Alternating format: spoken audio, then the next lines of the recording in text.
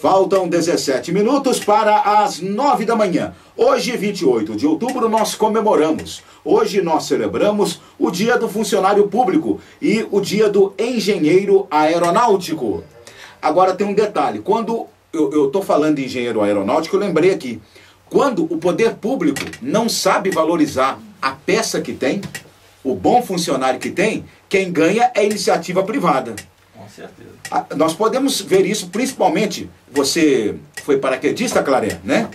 Nós podemos ver isso claramente aqui no caso aeronáutica, marinha, né? O próprio exército, as forças armadas. O que está acontecendo? É o pessoal deixando para ir para a iniciativa privada. Bons profissionais saindo para ir para a iniciativa privada. Franceses aprovam eleição presidencial direta. Aconteceu em 28 de outubro, ano 1962. Aqui no Brasil, o lançamento do iPod Foto em 2004. iPod mesmo, né? iPod. iPod, é. Eu estava pensando o que eu ia dizer aqui. O iPod. O iPod é esse aparelho do próprio celular, né? Ou ele tem algum outro? Ou é só no celular? O iPod depois gerou o iPhone, o próprio tablet, agora o iPad, né? O iPod, infelizmente, já está virando praticamente uma peça de museu da Apple, assim, porque começou na década de 2000 e agora já está sendo ultrapassado, né? 7 anos já virou peça de museu, né? A Frente Ampla, a Frente Ampla faz uma aliança contra a ditadura militar aqui no Brasil. E participaram dessa aliança o JK, o Juscelino Kubitschek, o Jango, e ela foi lançada, veja por quem? O Carlos Lacerda, que era jornalista, né? Que de uma certa maneira, por debaixo dos panos, ajudou muito o regime a entrar, depois tomou cacete do regime, né? Isso aconteceu em 28 de outubro de 1966. E o cardeal Ângelo Giuseppe Roncalli é eleito Papa e passa a ser chamado de João 23, em 28 de outubro de 1958. Eu volto a falar aqui com a Luciana Giarola e o Claré Souza. São funcionários públicos. Ô, Luciana, tem uma coisa que me irrita, mas que me irrita profundamente. É quando você está conversando com qualquer funcionário público, e vocês que são do setor, vocês devem presenciar isso. Aí a pessoa vira para você e fala assim, eu não estou nem aí. Aqui ninguém faz nada, vem cobrar de mim. Aqui está todo mundo de barriga pro ar, está todo mundo de perna pro ar, começando da chefia. Aqui ninguém faz nada, também não vou fazer nada. E eu não ganho para isso não. Quer saber? Eu não ganho para isso não. Não vou fazer nada. Esse é um negócio complicado. Como é que é isso dentro das repartições, hein, ô Vânia? Olha, Zé Mário. Você ouve muito isso? Lá no setor de recursos humanos? Olha, a gente costuma ouvir sim. Não é que é muito, não. Um ou outro, sim, fala, sabe? Às vezes até no momento de angústia, no momento de revolta do seu salário. Principalmente quando a gente, né, entra numa campanha salarial. Que a campanha salarial não é só reajuste, aumento no seu salário, no dinheiro. Ela é muito mais que isso, né? É condições melhores de trabalho, é subsídio para você estar trabalhando melhor, para estar atendendo o público melhor. Então, assim, a gente costuma ouvir sim. Só que dentro do serviço público, a gente sente a necessidade, principalmente de um RH funcionar mesmo a todo vapor, para estar trabalhando com esse tipo de problema, para estar resolvendo e amenizando, né? Porque não é só também no serviço público, outros serviços também, a gente acredita que aconteça isso também. Sempre tem aquele que quer, né, ficar na aba do outro. A gente agora tem um isso. detalhe, né? Há a diferenciação, porque o público é coletivo. Uhum. Eu aqui dentro da empresa, se eu tiver de perna pro ar, se eu estiver coçando, aí a minha diretora é que vai decidir. Com certeza. Não, eu gosto dele, deixa ele coçar.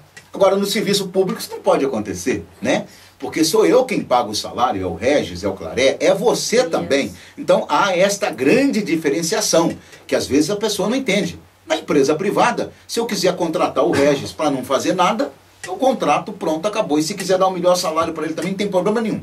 Porque eu não tenho que dar satisfação para ninguém. Claré, como é que você vê isso? Olha, eu vejo isso o seguinte, precisamos sim valorizar os recursos humanos. sem essa valorização, né, do departamento ou da pró-reitoria, ou seja, do que for, né, valorizar o trabalho. Ou seja, o gestor tem que dar autonomia para que o Recursos Humanos possa realmente ter um programa, né, um programa a longo prazo, tá, para poder reverter essa situação. Tá? E isso só vai acontecer também, né, a partir do momento que a própria sociedade começa a cobrar mais e não se acomodar também, porque da mesma forma como se acomodou o funcionário público, a sociedade brasileira tem uma propriedade muito interessante, que é transformar tudo em piada, né, e acomodar. Ah, não, é assim mesmo, não tem jeito de mudar ou coisa qualquer. E aí nós vamos ficando assim mesmo. E vamos passando de geração em geração de servidores públicos, que na realidade são servidores públicos apenas no nome e não efetivamente. Então nós precisamos acabar com isso. É necessário apertar um pouco esta questão, né? Tratar disso com muita clareza, tendo em vista que o funcionário, né, o servidor público tem que entender que ele só tem que fazer o que a lei permite.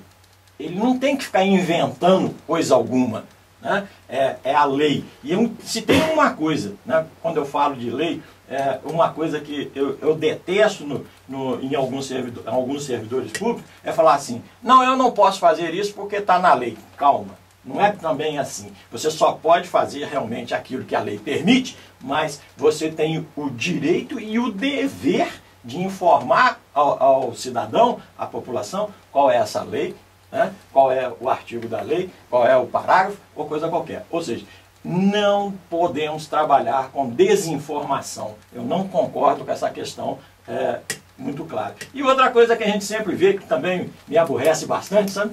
É você chegar na repartição e aí a grande maioria dos funcionários que às vezes estão naquele local ignoram, finge que não te vê.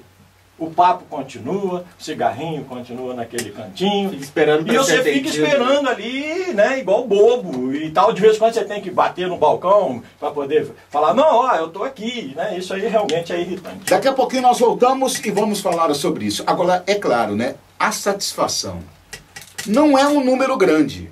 Mas você tem servidor público, você tem servidora pública que é um exemplo. A pessoa chega a doar a vida. Eu quero falar aqui sobre uma corporação, Bombeiro Militar. Não é à toa que na última pesquisa feita de satisfação com categoria profissional dentro do Brasil, e aí envolve empresas privadas, empresas públicas, uma série de setores. Novamente, Bombeiro Militar recebe quase que a maior nota, novamente, Brasil afora. Ou seja, é chamado, primeiro te atende, depois vai saber qual que é o problema. Se o gatinho está em cima do telhado, se tem uma coisinha menos grave, ou se é uma coisa muito grave, e a população reconhece. Porque não é a primeira vez que bombeiro militar, por exemplo, né, tem o reconhecimento da opinião pública brasileira como sendo um grande prestador de serviço e eficiente naquilo que faz. Nós vamos ao intervalo comercial, já já nós voltamos.